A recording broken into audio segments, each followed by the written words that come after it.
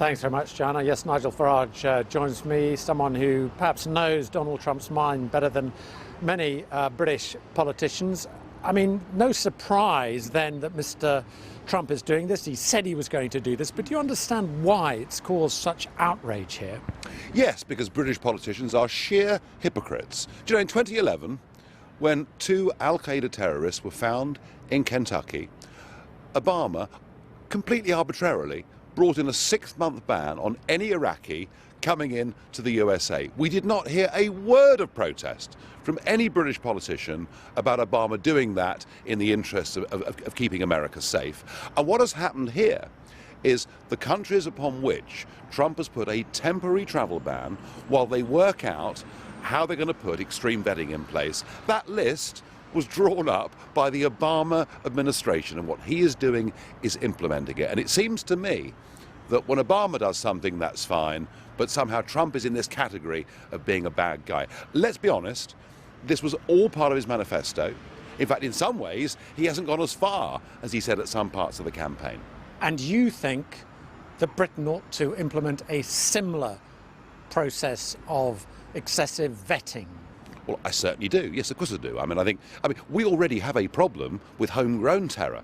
And goodness knows it's going to take us many years, to work on integration within our communities. The last thing we need to do is to add from it from outside. Mercifully, we are not part of the Schengen area. We see the terrible mistakes that Angela Merkel has made over the course of the last couple of years. And yes, I want us to be as careful as we can. But let's just be clear, the most recent terrorist acts carried out in Britain and America have not been by refugees, they've been by homegrown terrorists. And the danger of this policy is it alienates moderate, mainstream Muslim opinion. It makes it harder to fight terrorism. I don't think that moderate mainstream Muslim opinion will be at all worried about this policy. In fact, they'll be pleased. They will if their relatives can't come here. Well, yeah, you were always going to find individual cases where a family will have a grievance. But overall, and I've got moderate Muslim friends living in this country, who feel every time there's a terror attack that their quality of life is declining hugely. So anything we can do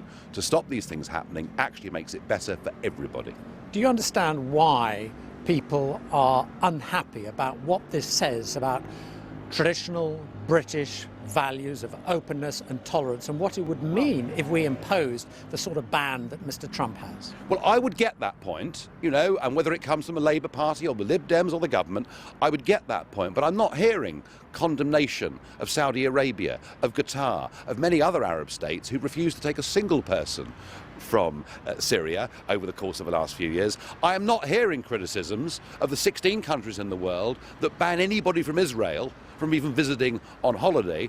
I'm not hearing any consistent message. I heard nothing criticising Obama for banning Iraqis for 6 months, and I think, frankly, the British political class and much of our media are guilty here of double standards. Nigel Farage, thanks very much for your time. There'll be much more, of course.